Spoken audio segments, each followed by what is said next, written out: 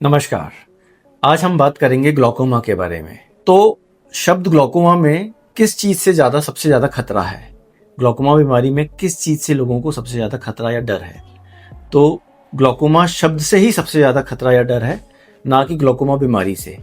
जितने भी मरीज मेरे पास आए हैं और जिनको पहले से कहीं पे ग्लूकोमा डिटेक्ट हुआ है, वो सबसे ज़्यादा डरते हैं शब्द के नाम से ही कि ग्लूकोमा हो गया, ना जाने क्या हो गया। वो जानते नहीं है बीमारी के बारे में, समझते नहीं है बीमारी के बारे में, लेकिन एक हवा बन गया है।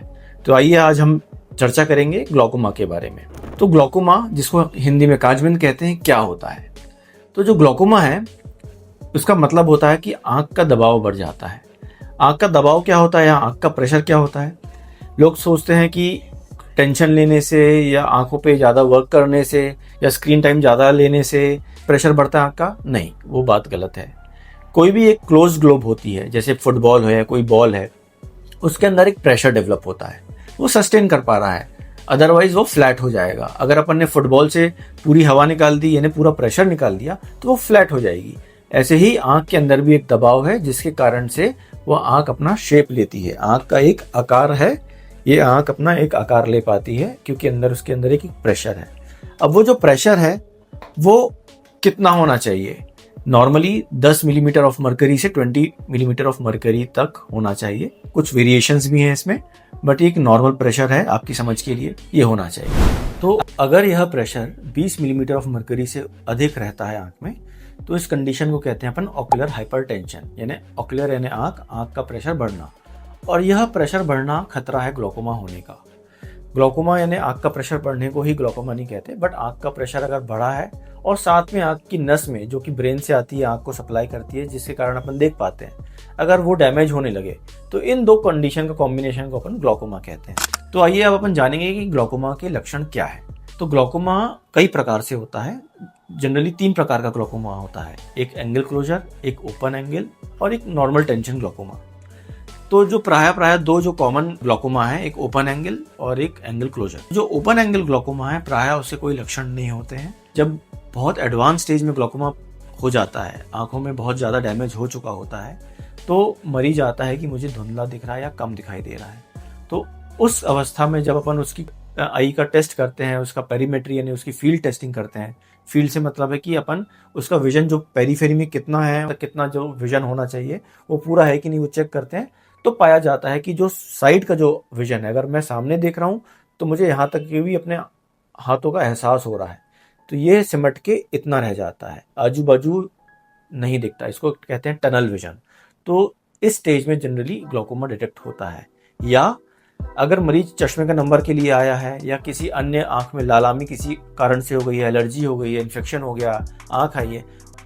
जो दूसरा प्रकार है जिसको एंगल क्लोजर ग्लूकोमा कहते हैं, उस ग्लूकोमा में आंखों में दर्द, आंखों में लालामी, सिर में दर्द, शाम के समय ज़्यादातर मरीजों को, जैसे कि जब कम लाइट होती है और अपन स्क्रीन देख रहे हैं, उस समय आंखों में दर्द होना या आंखें लाल हो जाना या सिर में भारीपन रहना, ये सिम्टम्स होते हैं। अब हम बात करेंगे कि ग्लूकोमा से किन लोगों को खतरा है, कौन लोग हैं रिस्क पर। तो जिनकी फैमिली हिस्ट्री में ग्लूकोमा रहा है, जिनके ब्लड रिलेटिव्स में ग्लूकोमा रहा है, ग्रैंड पेरेंट्स, पेरेंट्स, मामा, मौसी या कज़न भाई बहन, ऐसे लोगों को भी खतरा ज़्यादा है। ज़रूरी नहीं है कि अगर फैमिली हिस्ट्री में ग्लूकोमा नहीं है तो आपको नहीं हो सकता। ग्लूकोमा जो है नेइव, यानी कि आपको खुद से भी हो सकता है। ज़्यादातर 45 साल के ऊपर यह पाया जाता है। अगर आपको प्लस चश्मे का नंबर है, यानी कि अगर आप हाइपर मेट्रोपिक हैं, आपका चश्मे का नंबर प्लस में है, ऐसे लोगों को ग्लूकोमा होने की चांसेस ज़्यादा रहते हैं। और स्मोकिंग है, डायबिटीज़ है, तो ऐसे लोगों में भी ग्लूकोमा थोड़ा सा लक्षण ज़्यादा पाया जाता है। और एक माइग्रेन एक इम्पॉर्टेंट है, जिन लोगों को माइग्रेन या वैस्कुलर हेडेक रहता है, ऐसे लोगों को भी ग्लूकोमा ज़्यादा होने का खतरा रहता है। अब हम आएंगे कुछ प्रश्न पर जो कि ज़्यादातर मरीज पूछते हैं। पहला प्रश्न प्राय हर मरीज पूछता है जैसे ही उसको डिटेक्ट होता है ग्लूकोमा, कि क्या मैं अंधा हो जाऊंगा। ग्लूकोमा शब्द से सबसे ज़्यादा लोग डर जाते हैं कि क्या मैं अंधा हो जाऊंगा, अंधत्व आ जाएगा, क्या मुझे दिखना बंद हो जाएगा, क्या मैं अपनी डेली एक्टिविटीज़, डे की जो रूटीन एक्टिविटीज़ हैं वो नहीं कर पाऊंगा। प्राय ऐसा नहीं है। ग्लूकोमा शब्द एक हवा है, हाँ, बट यह जरूर है अगर अपन ने ग्लूकोमा को टाइमली डिटेक्ट कर लिया है और अगर अपन उसका इलाज नहीं ले रहे हैं तो फिर वह खतरा हो सकता है।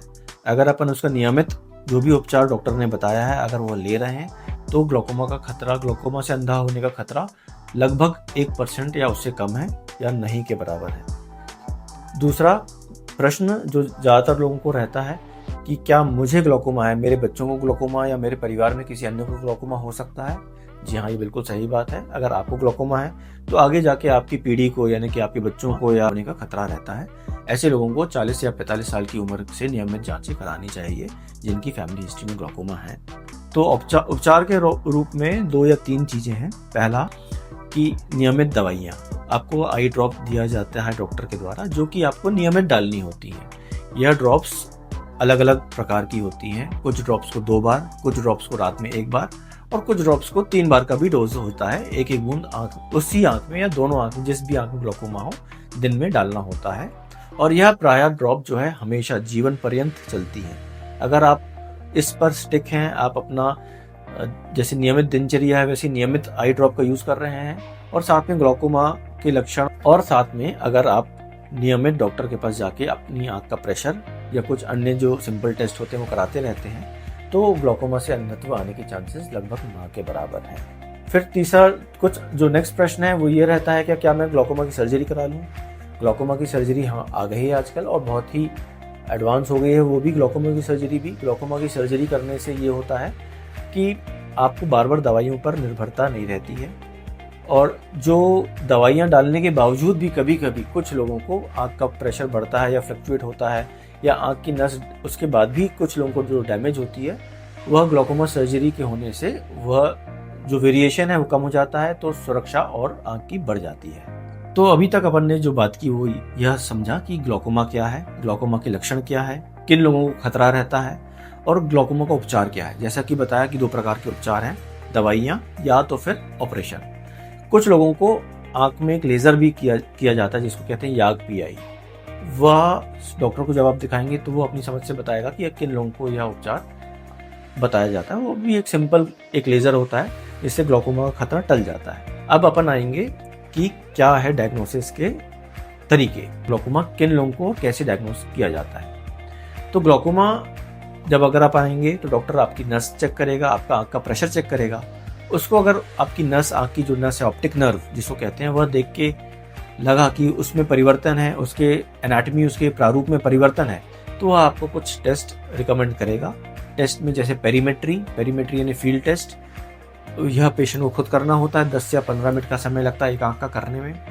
वह कंप्यूटराइज्ड टेस्ट होता है जिससे पता चलता है कि आपकी जो नज़र है कितनी डेप्थ है उसकी और कितनी उसकी सेंसिटिविटी है और कितनी उसकी फील्ड है, उसका आपका कितना रेंज है विजन का। 3 चीज़ें उससे पता चलती हैं। दूसरा टेस्ट होता है OCT, ऑप्टिकल कोहेरेंस टोमोग्राफी कहलाता है यह टेस्ट, जिसमें रेटिनल नर्व फाइबर लेयर यानी RNFL का एनालिसिस करते हैं। नस की एक परत होती है, उसका टेस्ट करते हैं कि नसों में डैमेज तो नहीं हो रहा है। तीसरा CCT, corneal central corneal thickness. कुछ केसेस में गोनियोस्कोपी या एंटीरियर सेगमेंट OCT की जाती है। और जैसा कि बताया कि हर बार आपका आंख का प्रेशर चेक करना जरूरी होता है। वह भी कई प्रकार से टेस्ट करते हैं जो, लेकिन सबसे गोल्ड स्टैंडर्ड जिसको कहते हैं, जो सबसे ऑथेंटिक टेस्ट होता है प्रेशर चेक करने का, वो होता है एप्लेनेशन टोनोमीटर। आंख के सामने एक प्रिज्म का ग्लास होता है, वह रखता है डॉक्टर, और उस प्रिज्म की मदद से आपका प्रेशर चेक होता है। यह नॉन इन्वेजिव है, आपको तकलीफ नहीं होती है इस टेस्ट करने में। तो यानी ग्लूकोमा के जितने भी डायग्नोस्टिक टेस्ट हैं वो सारे ही नॉन इन्वेजिव हैं। नॉन इन्वेजिव से मतलब है कि आपको कोई भी प्रकार से शरीर के अंदर नहीं जाना होता है, आपको स्कैनिंग के द्वारा या बटन प्रेस करने के द्वारा ही सारे टेस्ट कर लिए जाते हैं। अब मैं फिर से आऊँगा सबसे मुख्य बात पर ग्लूकोमा की, कि ग्लूकोमा की सबसे मुख्य बात यह है, अगर आपको ग्लूकोमा डिटेक्ट हुआ है तो घबराने की आवश्यकता नहीं है। बहुत सारे लोग हैं जो कि घबराते हैं और घबराहट के कारण ही वह बीमारी को बढ़ाते हैं। अगर आपको ग्लूकोमा डिटेक्ट हुआ है तो आप बैठ के चर्चा करें अपने डॉक्टर से कि मेरी विजन कितनी है, मेरी विजन आगे जाएगी कि नहीं जाएगी, कितनी रहेगी। और अगर आप सही समय पे ग्लूकोमा डिटेक्ट हो गया है या बहुत ज़्यादा नस में डैमेज नहीं हुआ है, तो अगर आप नियमित दवाई का प्रयोग कर रहे हैं, आई ड्रॉप्स नियमित डाल रहे हैं, या ग्लूकोमा की सर्जरी अगर आपको डॉक्टर ने सजेस्ट की है वो आपने कराई है, तो यह बात आप मान के चलें कि अंधत्व आने के चांसेस लगभग ना के बराबर हैं और आपकी नज़र हमेशा सलामत रहेगी। Thank you.